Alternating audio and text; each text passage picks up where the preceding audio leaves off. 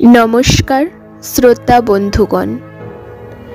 आजकेर आमार निवेदन कविगुरु रवींद्रनाथ ठाकुरेर लेखा एक छोट गल्प अनधिकार प्रवेश।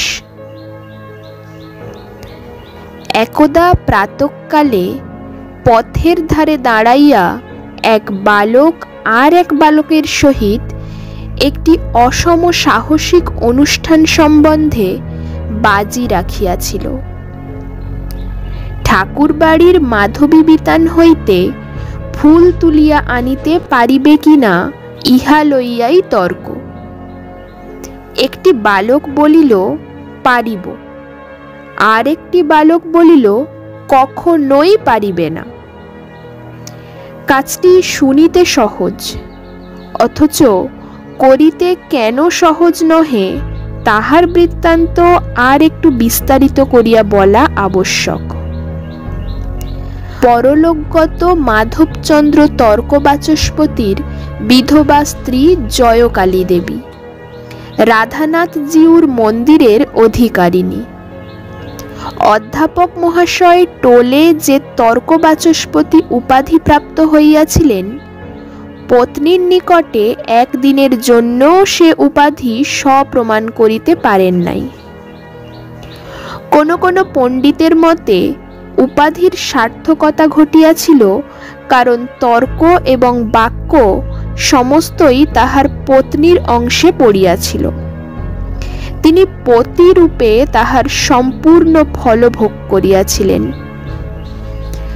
सत्येर अनुरोधे बलिते हइबे जयकाली अधिक कथा कहितेन ना, किन्तु अनेक समय दुटी कथाय एमनकि नीरवे अति बड़ प्रबल मुखबेगो बंध करिया दिते पारितेन।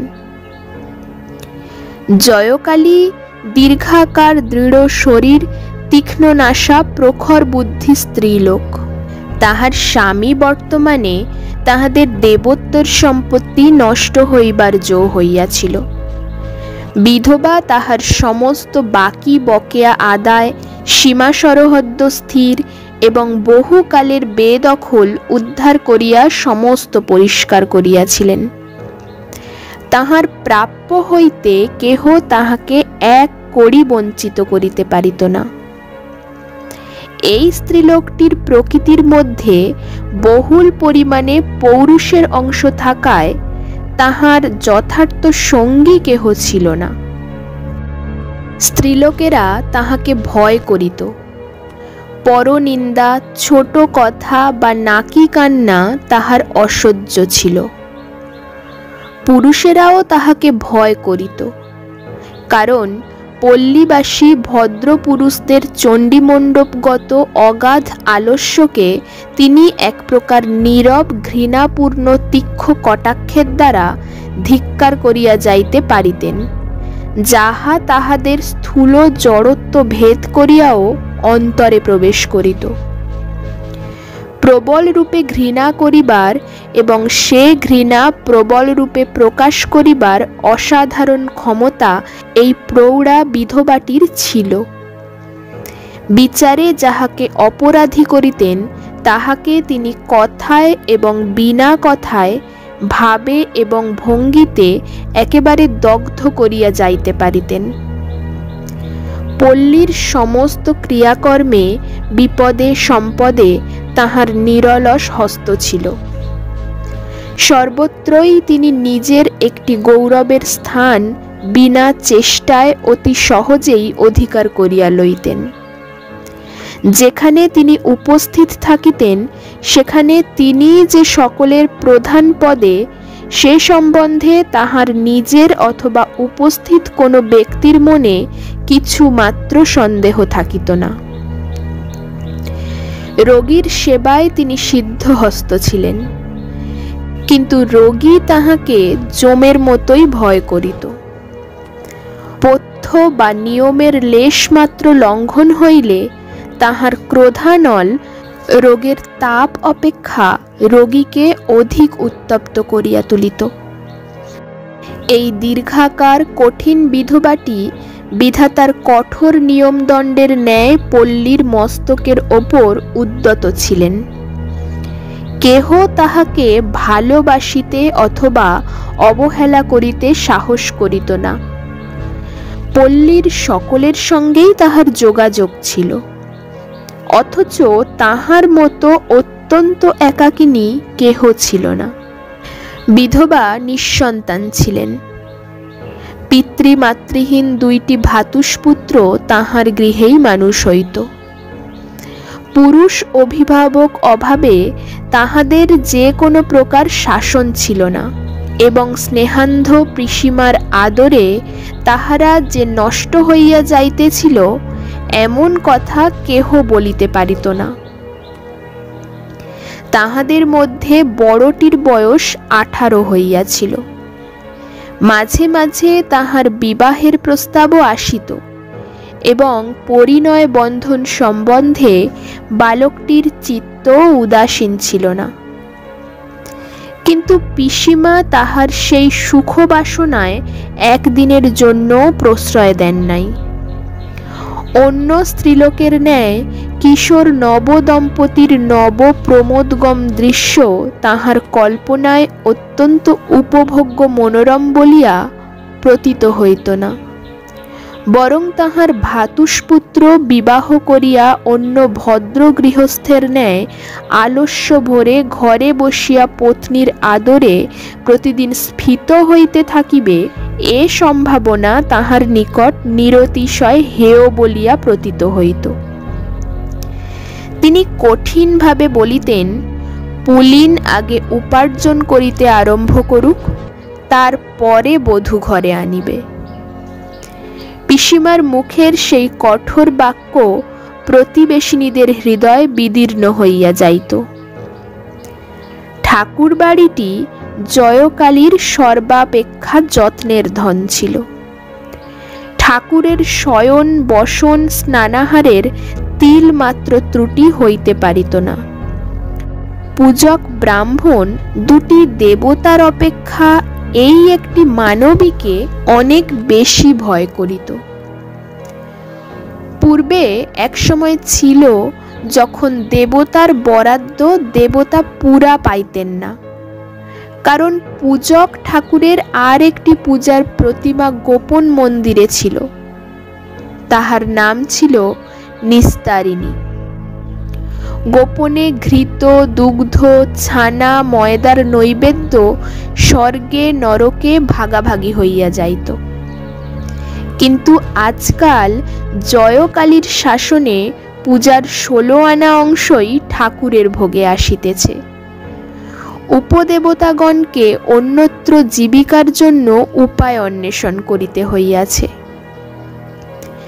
বিধবার যত্নে ঠাকুর বাড়ির প্রাঙ্গণটি পরিষ্কার তকতক করিতেছে। কোথাও একটি তৃণ মাত্র নাই। এই পার্শ্বে মঞ্চ অবলম্বন করিয়া মাধবীলতা উঠিয়াছে।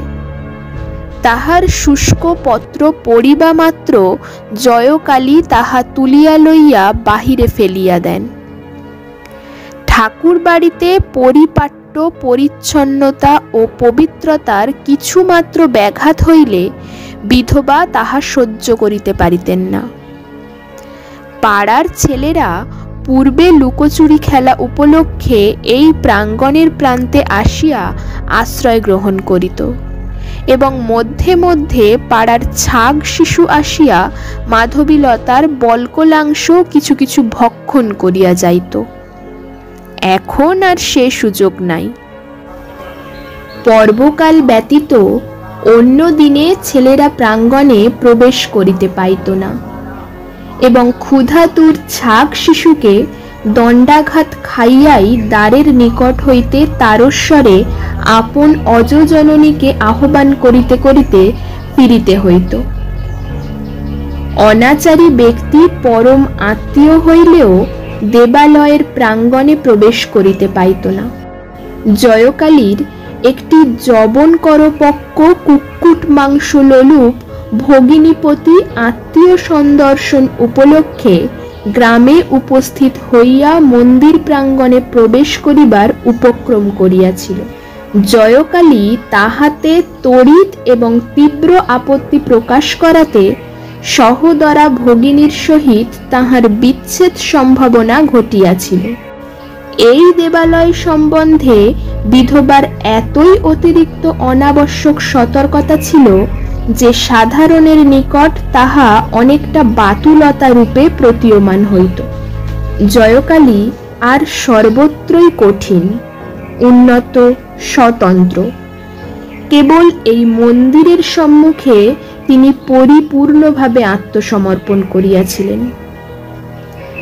এই বিগ্রহটির নিকট তিনি একান্ত রূপে জননী, পত্নী, দাসী। ইহার কাছে তিনি সতর্ক, সুকোমল, সুন্দর এবং সম্পূর্ণ অবনম্র। এই প্রস্তরের মন্দির এবং প্রস্তরের মূর্তিটি তাহার নিগূঢ় নারী স্বভাবের একমাত্র চরিতার্থতার বিষয় ছিল। ইহাই তাহার স্বামী, পুত্র, তাহার সমস্ত সংসার। ইহা হইতেই পাঠকেরা বুঝিবেন যে বালকটি মন্দির প্রাঙ্গণ হইতে মাধবী মঞ্জরি আহরণ করিবার প্রতিজ্ঞা করিয়াছিল, তাহার সাহসের সীমা ছিল না। সে জয়কালীর কনিষ্ঠ ভ্রাতুষ্পুত্র নলিন। সে তাহার পিসিমাকে ভালো করিয়াই জানিত, তথাপি তাহার দুর্দান্ত প্রকৃতির শাসনের বশ হয় নাই। যেখানে বিপদ সেখানেই তাহার একটা আকর্ষণ ছিল, এবং যেখানে শাসন সেখানেই লঙ্ঘন করিবার জন্য তাহার চিত্ত চঞ্চল হইয়া থাকিত। জনশ্রুতি আছে, বাল্যকালে তাহার পিসিমার স্বভাবটিও এই রূপ ছিল। জয়কালী তখন মাতৃস্নেহ মিশ্রিত ভক্তির সহিত ঠাকুরের দিকে দৃষ্টি নিবদ্ধ করিয়া দালানে বসিয়া এক মনে মালা জপিতেছিলেন। বালকটি নিঃশব্দ পদে পশ্চাৎ হইতে আসিয়া মাধবীতলায় দাঁড়াইল। দেখিল নিম্ন শাখার ফুলগুলি পূজার জন্যে নিঃশেষিত হইয়াছে। তখন অতি ধীরে ধীরে সাবধানে মঞ্চে আরোহণ করিল। উচ্চ শাখায় দুটি একটি বিকচোন্মুখ কুঁড়ি দেখিয়া যখনই সে শরীর এবং বাহু প্রসারিত করিয়া তুলিতে যাইবে, অমনি সেই প্রবল চেষ্টার ভরে জীর্ণ মঞ্চ সশব্দে ভাঙিয়া পড়িল। আশ্রিত লতা এবং বালক একত্রে ভূমিষ্যাৎ হইল। জয়কালী তাড়াতাড়ি ছুটিয়া আসিয়া তাহার ভ্রাতুষ্পুত্রটির কীর্তি দেখিলেন। সবলে বাহু ধরিয়া তাহাকে মাটি হইতে তুলিলেন। আঘাত তাহার যথেষ্ট লাগিয়াছিল, কিন্তু সে আঘাতকে শাস্তি বলা যায় না, কারণ তাহা অজ্ঞান জ্বরের আঘাত। সেই জন্য পতিত বালকের ব্যথিত দেহে জয়কালীর সজ্ঞান শাস্তি মুহুর্মুহ সবলে বর্ষিত হইতে লাগিল। বালক এক বিন্দু অশ্রুপাত না করিয়া নীরবে সহ্য করিল। তখন তাহার পিসিমা তাহাকে টানিয়া লইয়া ঘরের মধ্যে রুদ্ধ করিলেন। তাহার সেদিনকার বৈকালিক আহার নিষিদ্ধ হইল। আহার বন্ধ হইল শুনিয়া দাসী মক্ষদা কাতর কণ্ঠে ছল ছল নেত্রে বালককে ক্ষমা করিতে অনুনয় করিল। জয়কালীর হৃদয় গলিল না। ঠাকুরানীর অজ্ঞাতসারে গোপনে ক্ষুধিত বালককে কেহ যে খাদ্য দিবে, বাড়িতে এমন দুঃসাহসিক কেউ ছিল না।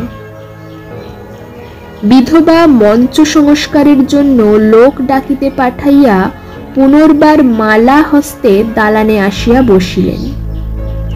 মোক্ষদা কিছুক্ষণ পরে সভয়ে নিকটে আসিয়া কহিল, ঠাকুরমা, কাকাবাবু ক্ষুধায় কাঁদিতেছেন, তাহাকে কিছু দুধ আনিয়া দিব কি? জয়কালী অবিচলিত মুখে কহিলেন, না। মোক্ষদা ফিরিয়া গেল। অদূরবর্তী কুটিরের কক্ষ হইতে নলিনের করুণ ক্রন্দন ক্রমে ক্রোধের গর্জনে পরিণত হইয়া উঠিল। অবশেষে অনেকক্ষণ পরে তাহার কাতরতার শ্রান্ত উচ্ছ্বাস থাকিয়া থাকিয়া জপ নিরতা পিসিমার কানে আসিয়া ধ্বনিতে লাগিল। নলিনের আর্তকণ্ঠ যখন পরিশ্রান্ত ও মৌনপ্রায় হইয়া আসিয়াছে, এমন সময় আর একটি জীবের ভীত কাতর ধ্বনি নিকটে ধ্বনিত হইতে লাগিল এবং সেই সঙ্গে ধাবমান মনুষ্যের দূরবর্তী চিৎকার শব্দ মিশ্রিত হইয়া মন্দিরের সম্মুখস্থ পথে একটি তুমুল কলরব উত্থিত হইল। সহসা প্রাঙ্গণের মধ্যে একটা পদ শব্দ শোনা গেল। জয়কালী পশ্চাতে ফিরিয়া দেখিলেন ভূ পর্যন্ত মাধবীলতা আন্দোলিত হইতেছে।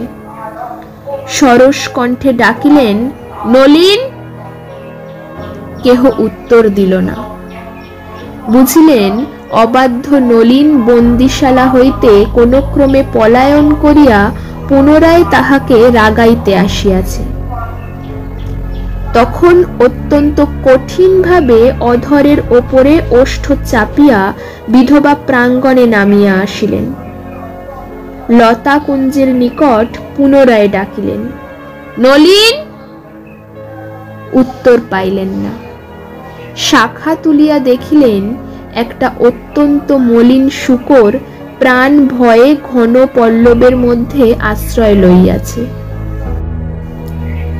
যে লতাবিতান এই ইষ্টক প্রাচীরের মধ্যে বৃন্দা বিপিনের সংক্ষিপ্ত প্রতিরূপ, যাহার বিকশিত কুসুম মঞ্জরী সৌরভ গোপীবৃন্দের সুগন্ধি নিঃশ্বাস স্মরণ করাইয়া দেয় এবং কালিন্দী তীরবর্তী সুখবিহারের সৌন্দর্য স্বপ্ন জাগ্রত করিয়া তোলে, বিধবার সেই প্রাণাধিক যত্নের সুপবিত্র নন্দনভূমিতে অকস্মাৎ এই বিভৎস ব্যাপারটি ঘটিল।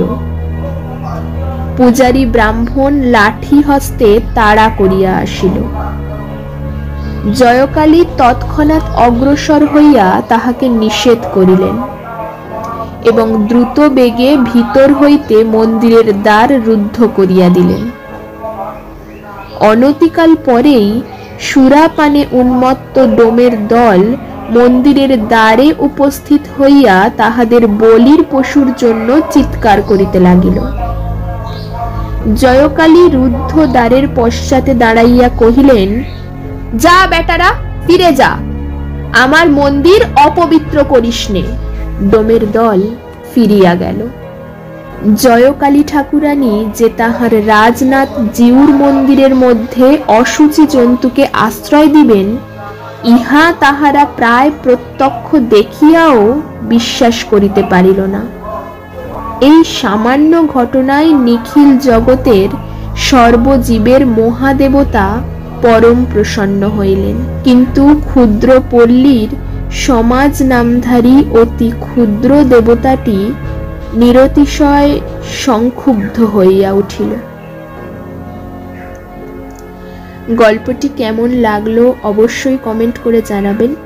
ভালো লাগলে লাইক, শেয়ার আর সাবস্ক্রাইব করতে ভুলবেন না। ধন্যবাদ।